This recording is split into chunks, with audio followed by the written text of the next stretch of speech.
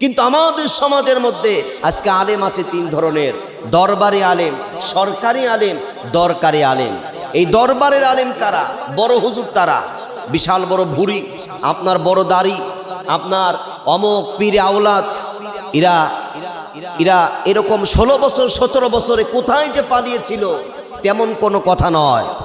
আর যারা আকিমুদ্দিন, দিন প্রতিষ্ঠার কথা 17 বছর বলেছে, জেলও খেটেছে, এখনো বলে, কিন্তু তাদের বিরুদ্ধে বিভিন্ন ধরনের অপপ্রচার করে, এরকম করে তাকে কাফের ফতোয়া দেয়।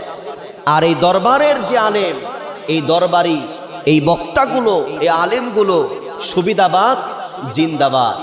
এই যে আল্লামা আদের হোসেন সাইদি তিনি একটা কথা বলেছিল যে ওই খানকা নিয়ে যারা পড়ে আছে তারা আকিমুদ্দিনের আলোচনা, দিন প্রতিষ্ঠার কথা, এদেশে আল্লাহর কোরআন দিয়ে এই সমাজ চলবে এই কথা বলে না। কারণ তাদের যে আপনার 30,000 মুরিদ যদি থাকে, 1 টাকা করে দিলে 30,000 টাকা। এই দরবারে আলেম তাদের ফতুয়া, এই যে হাসিনা স্বৈরাচার তার বিরুদ্ধে কোনো ফতুয়া নাই, কাউয়া কাদের, ওবায়দুল কাদের বিরুদ্ধে কোনো ফতুয়া নাই।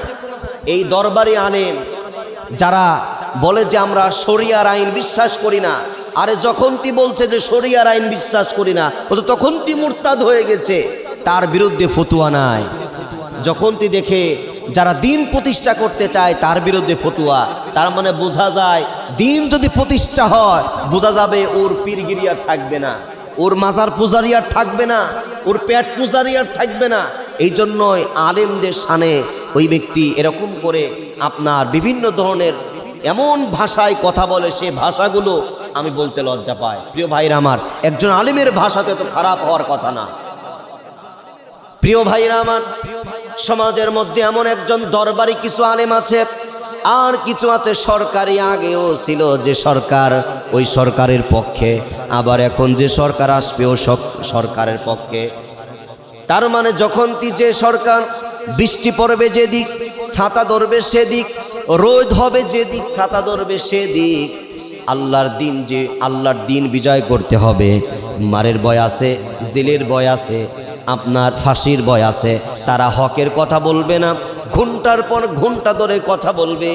কারা নির্যাতিত? আল্লাহ নবীজি তিনিও কিন্তু শেয়াবে আবি তালেবের মধ্যে 1 নয় 2 নয় 3টি বছর কারাবন্দী হয়েছিলেন। নবীজি আমার তায়েফে এই কালেমার দাওয়াত দিতে গিয়ে নবীজি রক্ত রঞ্জিত হয়েছেন। আল্লাহ নবীজি মানুষের সাথে তো খারাপ ব্যবহার করে নাই। আর এরা একজন আলেমের সামনে, একজন তাফসির কারকের সামনে এমনভাবে কথা বলতে হয়, এই কথাটাও তারা বলতে পারে না। তারা মানে মনে করে তাদেরকে এদের শত্রু হচ্ছে, উনি এমপি প্রার্থী হয়ে যাচ্ছে, দিন প্রতিষ্ঠার কথা বলছে, বড় ইসলামী দলের যখন মানুষ, তখন ওই ব্যক্তি তার সাথে মেলে না জন্য তাদের বিরুদ্ধে কথা বলতে থাকে। প্রিয় ভাইরা আমার, একটা হচ্ছে দরবারি আর একটা হচ্ছে সরকারি। আর 3য় নাম্বারে যারা আছে দরকারি, সর্বক্ষণ যারা আল্লাহর কথা বলে, দ্বীনের কথা বলে, কোরআনের কথা বলে, আল্লাহর কথা যারা বলবে সর্বক্ষণে বলবে। যখন হাসিনা ছিল এই 16টি বছর তারা কথা বলেছে, এখনো কথা বলছে, আগামীতেও বলবে। যদি জীবনটা যদি কোরআনের জন্য দিতে হয়, ফাঁসির রশি যদি ধরায়, যদি ফাঁসির রশি যদি আমাদেরকে পড়তে হয়, তবুও পড়বে, তবুও বাতিল শক্তির সামনে তারা মাথা নত করবে না।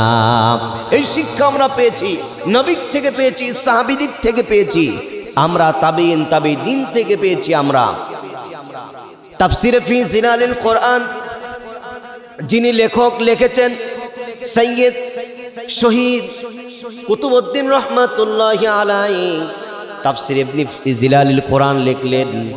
তৎকালীন সময়ে মিশরের জমিনে জাবের নাসির ছিল।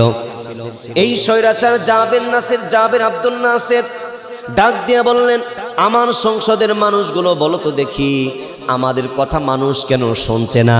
বলে, আমাদের এই সমাজের মধ্যে এমন একজন আলেম আছে যার নাম সৈয়দ শহীদ কুতুব রহিমাহুল্লাহ। তিনি একটা তাফসির লিখেছে, কোরআনের কথা মানুষের দ্বারে দ্বারে প্রচার হয়েছে, তার কারণে মানুষ ভালো হয়েছে। মহারাজ আপনার কথা শুনবে না বলে ওই আলেমকে ধরো আর জেলখানার মধ্যে ভরো। কোরআন লেখার অপরাধে তাকে জেলখানার মধ্যে বন্দী করা হলো। আল্লাহর কথা বলার কারণে, কালিমার দাওয়াত দেওয়ার কারণে, আল্লাহর দ্বীনের কথা বলার কারণে, কোরআনের প্রচার করার কারণে। বলে যে এবার জেলখানার মধ্যে ফাঁসি দাও, এই ফাঁসি যখন দিতে যাবে, জেলখানার ইমাম আছে, ইমাম সাহেব বলছে, হুজুর আপনি কি কালিমা পড়ানো লাগে? বলে আপনি কিসের কালিমা পড়াবেন? বলে যে আমি জেলখানার ইমাম, আমি যদি কালিমা না পড়াই তাহলে আমাকে অসম্মানিত করা হবে, আমার বেতন ভাতা কাটা যাবে। বলে আমি তো কালেমা জানি। বলে হুজুর আপনি কালেমা জানেন সেটা আমিও জানি। বলে আমি তো, আপনি যেই কালেমার জন্য চাকরি করেন, আপনি যে কালেমা পড়ে বেতন পাটা পান, আপনি যেই কালেমা পড়ে আপনি মানুষের দ্বারে দ্বারে কথা, আপনি যেই কালেমা পড়ে আপনি এরকম করে চাকরি করেন, আমি ওই একই কালেমার সঠিক ব্যাখ্যা লা ইলাহা ইল্লাল্লাহ, আল্লাহ হচ্ছে একমাত্র রব, আমার আল্লাহ, লা শারিকা লাহু শায় রব্বানা আনা আকিমুদ্দিন, দিন প্রতিষ্ঠার কথা, ওই একই কথা, ওই আল্লাহর কথা বলার কারণেই তো আমাকে জেলখানায় যাচ্ছে।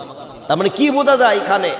তার মানে সাইয়্যিদ শহীদ কুতুব রাহিমাহুল্লাহ তিনি হকের পক্ষে থাকার কারণে, সেই কালেমার পক্ষে কথা বলার কারণে তাকে জেলখানায় ফাঁসি হয়। আবার ওই কালেমার কারণে আর একজন রুটি রুজি পায়, বেতন পায়, সম্মান পায়।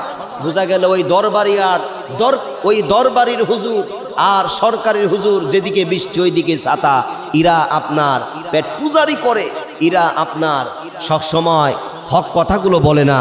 কিন্তু কোরআনের ভাষা কি? ওমান আজলামু মিম্মান কাতামা শাহাদাতান ইনদাহু মিনাল্লাহ। যারা যে আলেমগুলো কোরআন পড়ে, কোরআন বোঝে, কিন্তু তারা চিন্তা করে এই কথা যদি বলি আমাকে তো জেলখানায় নিবে, এই মানুষের ভয়ে যারা আল্লাহর এই কোরআনকে যারা এরকম করে আপনার বন্ধ করে হকের কথাগুলো বলে না, বলে ওরাই সবচেয়ে বড় জালেম।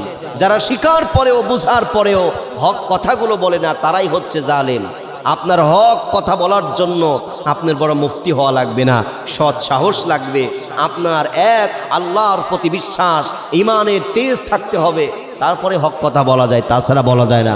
বোঝা যায় মুফতি আমির হামজা তিনি হক দলের এবং হক মতের এবং হক কথা বলছে। আর যারা বিভিন্ন কাফের ফতুয়ার দিবাক্ষর খুলেছেন, আপনারা বিভিন্ন ধরনের কথা বলে তাকে ছোট খাটো করতে চান, আপনি খাটো করতে পারবেন না। 17 বছর আপনারা কোথায় ছিলেন? এই 17 বছরে সে আপনার কোরআনের তাফসীর সঠিক ব্যাখ্যা করার কারণে জেলখানায় যায়, আর আপনার বিরুদ্ধে কোনো মামলা হয় না। আপনি আল্লাহর দ্বীনের সঠিক তথ্যগুলো জাতির সামনে ধরেন না, মাঝে মধ্যে হুঙ্কার দেন, ওটাও মানুষ বোঝে যে আপনি কত বড় শয়তান। কারণ পেট পূজারি করে আপনার দিন চলে।